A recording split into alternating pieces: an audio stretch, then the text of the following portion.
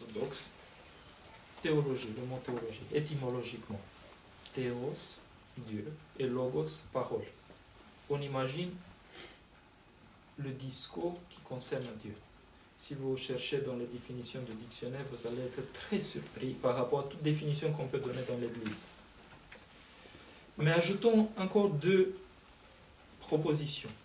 Pour pouvoir parler de Dieu, il faut le connaître.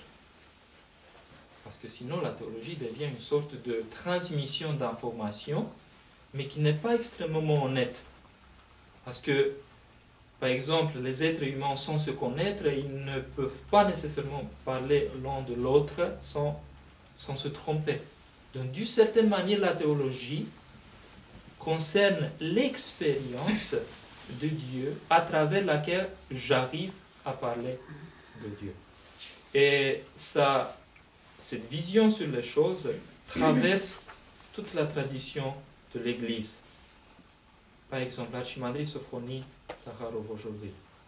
Voir les réalités spirituelles, on peut arriver à voir les réalités spirituelles en se libérant du joug des passions qui nous rend aveugles.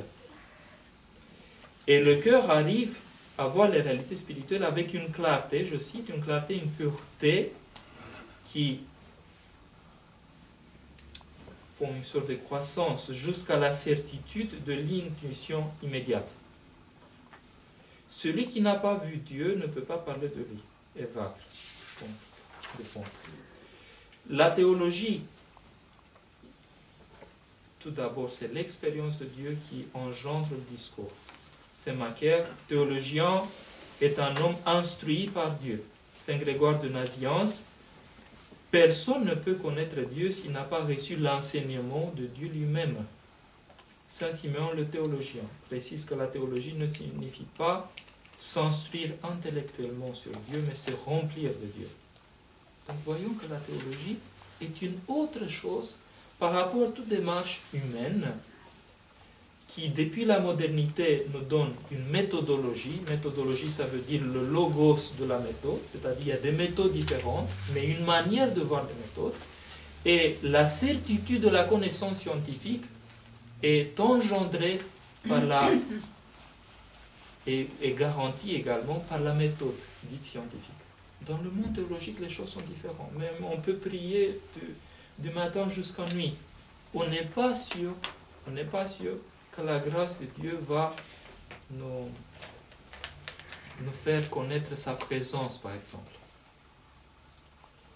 Mais en même temps, théologie, ça veut dire entrer dans un rapport avec quelqu'un qui est Dieu lui-même, qui est personne, qui a une conscience et qui répond à ma démarche.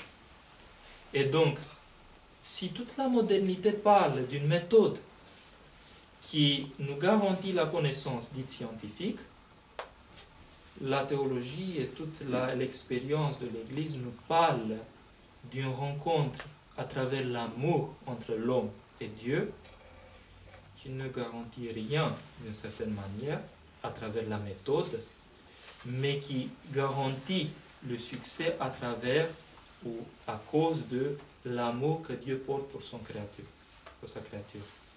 Et ça, c'est très important de ne pas comparer le monde scientifique et le monde théologique et penser à ne pas penser, si vous voulez, de ne pas penser que vraiment il s'agit de deux démarches qui sont très différentes. Et pour finir, il y a beaucoup de préoccupations actuelles où on doit répondre. Pourquoi on doit répondre? J'ai dit au commencement qu'il faut répondre à cette question comment faire le dialogue.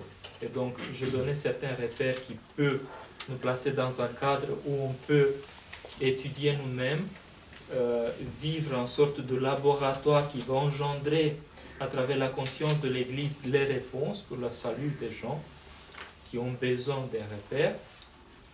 Et donc, je donnais ce cadre, mais en même temps, je n'ai pas expliqué peut-être pourquoi on a besoin de dialogue. Est-ce qu'on a nécessairement besoin d'un dialogue ou des rapports entre la théologie et la science? Mais écoutez, si vous regardez le Patéricon, par exemple, les apophthegmes des pères du désert. Mais il y avait des gens tellement simples qui vivaient la présence de Dieu de telle manière qu'il n'y avait rien qui manquait véritablement là-bas. En même temps, dans l'histoire de l'Église, Saint Basile le Grand, par exemple, qui était une des personnes les plus investies de toute la vie de l'Église, du début jusqu'à la fin, qui parlait aux gens en les persuadant d'une certaine manière de s'instruire dans les sciences de l'époque et de commencer la théologie après cette instruction pour pouvoir profiter de toutes les richesses de la culture ou dans le cadre où il vivait. Donc voilà, il y a déjà deux perspectives différentes qui sont valables dans l'Église. Donc il ne faut pas penser aujourd'hui que si on ne se préoccupe pas des rapports entre la théologie et la science, on va rater notre salut. De l'autre côté, si on utilise tout le temps les produits des sciences et des techniques, il faut se rendre compte que dans le monde où nous vivons, la technique et la science ont un mot très fort de dire sur notre vision sur les choses du monde, sur nos perspectives sur certaines choses qui entrent en contact avec nous dans le monde où nous vivons, et que nous devons avoir une perspective théologique qui nous sauve parfois des fautes qu'on peut faire. En Roumanie maintenant, on parle d'une manière très brûlante, si je peux dire, des passeports biométriques et des implants qu'on peut mettre dans les corps pour pouvoir être surveillés. C'est un exemple très concret d'une proposition de la science, de la technique, qui nous touche dans notre vécu religieux, parce qu'on doit donner une réponse, on accepte ou pas. Si on accepte, quel est le danger? Je ne vais pas entrer dans ces discussions, mais je vous donne une image sur les choses qui peuvent concerner le sujet théologie et science. Je vous cite François Heuvet, Centre-Sèvres. Les relations entre la science et la religion préoccupent la société actuelle.